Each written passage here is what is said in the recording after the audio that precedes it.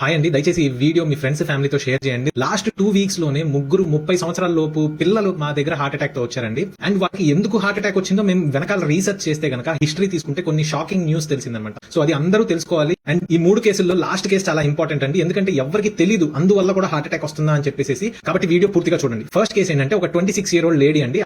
Severe chest pain వచ్చేసరికి హాస్పిటల్కి వస్తే యాంటీరియర్ వాల్ ఎంఐ అంటే గుండెకెళ్లే ఒక మేజర్ రక్తనాళం బ్లాక్ అయిపోయింది. తర్వాత ఆవిడతో హిస్టరీ తీసుకుంటుంటే తెలిసింది ఏంటంటే వాళ్ళ మదర్ కూడా హార్ట్ అటాక్ తో 43 years కి చనిపోయారు. అంటే హార్ట్ అటాక్స్ లో ఫ్యామిలీ హిస్టరీ చాలా ఇంపార్టెంట్ రోల్ ప్లే చేస్తుంది. అండ్ సెకండ్ పాయింట్ ఏంటంటే ఎవరికైనా సరే ఫ్యామిలీ హిస్టరీ ఉందనుకోండి, మా పేరెంట్స్ లేకపోతే మా బాబాయ్ బ్రదర్స్ ఎవరైనా హార్ట్ అటాక్స్ తో ఎర్లీగా చనిపోతే కనుక మనం ఏం చేయాలి? చాలా జాగ్రత్తగా ఉండాలి. కానీ ఈ అమ్మాయి ఏం చేసిందంటే అసలు హెల్త్ అసలు కేర్ తీసుకోదు.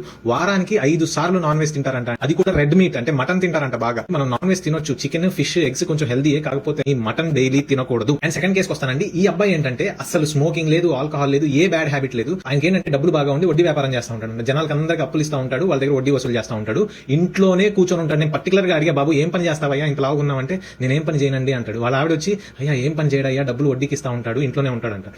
That is the dangerous point. మనం ఏంటంటే బాడీకి ఫిజికల్ యాక్టివిటీ లేకపోతే కూర్చొని తింటున్నావా అంతే, నీ బాడీలో అన్నెసరీ ఫ్యాట్, పొట్టలో కొవ్వు పెరిగిపోవడం తర్వాత సంగతి, గుండెల్లో ఎక్కడ పడితే అక్కడ కొవ్వు పెరిగిపోయి అంత యంగ్ ఏజ్ లో హార్ట్ అటాక్ వచ్చింది. ఇన్ఫీరియర్ వాళ్ళ అమ్మాయి. మీరు ఈసీజీ కూడా క్లియర్ కట్ ఆయన ఈసీజీ అయింది. కాబట్టి గుర్తుపెట్టుకోండి, మీరు ఏ జాబ్ చేస్తారా, ఇంట్లో ఉంటారా, బయట తిరుగుతారో మీ ఇష్టం అండి. కాకపోతే ఫిజికల్ యాక్టివిటీ అనేది ఖచ్చితంగా మన శరీరానికి ఉండాలి. అండ్ థర్డ్ కేసు అండి చాలా ఇంపార్టెంట్, అందరూ తెలుసుకోవాలి. ఎవరికి తెలియదు అసలు దీని వల్ల కూడా హార్ట్ అటాక్ వస్తుందా అని చెప్పేసి. ఈ అబ్బాయి 26-year-old అండి, చాలా ఫిట్ గా ఉన్నాడు. అండ్ ఒకేసారి 70-80 kg నేను మోసేస్తాను సార్, నాకు అసలు ఏం ప్రాబ్లం లేదు. కాకపోతే ఒక 2 months బ్యాక్ నేను హైదరాబాద్ వెళ్ళి నేను వేరే పనిలో ఏదో కోచింగ్ సెంటర్ లో ఉన్నాను. తర్వాత ఇంటికి వచ్చి ముఠా పనికి వెళ్ళాను. ఇదివరకు ఎలాగో 70 kg ఎత్తేవాడిని కదా అని చెప్పేసి 70 kg బస్తా ఎత్తడానికి ట్రై చేశాను, కానీ ఎత్తలేకపోయాను. కానీ బలవంతంగా ట్రై చేశాను.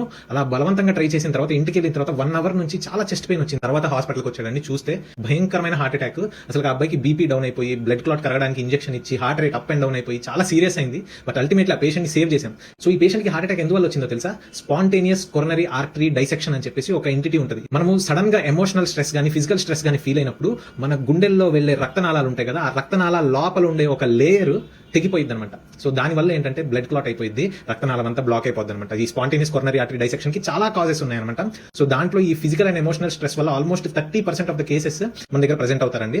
ఎవరైనా సరే మీరు బలవంతంగా వెయిట్ లిఫ్ట్ చేయాల్సిన అవసరం లేదు. మీ ఫిజికల్ స్ట్రెంగ్త్ ని బట్టి గ్రాడ్యువల్ గా వెయిట్స్ ఇంక్రీజ్ చేసుకుంటారండి. కాబట్టి మీరు తెలుసుకోవాల్సింది ఏంటంటే ఫస్ట్ పాయింట్ ఏంటంటే మీకు ఎవరికైనా సరే ఇళ్లలో హార్ట్ అటాక్స్ ఎర్లీగా ఉన్నాయనుకోండి, జాగ్రత్త పడండి. ఎస్పెషల్లీ నాన్ వెజ్లు, రెడ్ మీట్లు, ట్రాన్స్ ఫ్యాట్స్, చిప్స్, పకోడీలు ఇవన్నీ ఎక్కువ తినకండి. ఎప్పుడో రేర్ గా వీక్లీ వన్స్ ఒకసారి తినొచ్చు, కానీ డైలీ తినడం అస్సలు మంచిది కాదు. సెకండ్ పాయింట్ ఏంటంటే మీరు ఏ జాబ్ చేసినా సరే ఫిజికల్ యాక్టివిటీ అనేది ఉండాలి, అది కూడా aerobic exercises. And third important point ఏంటంటే మీరు శక్తికి సామర్థ్యానికి మించి మీరు ఫిజికల్ గా కానీ సైకలాజికల్ గా కానీ స్ట్రెస్ తీసుకోవద్దు.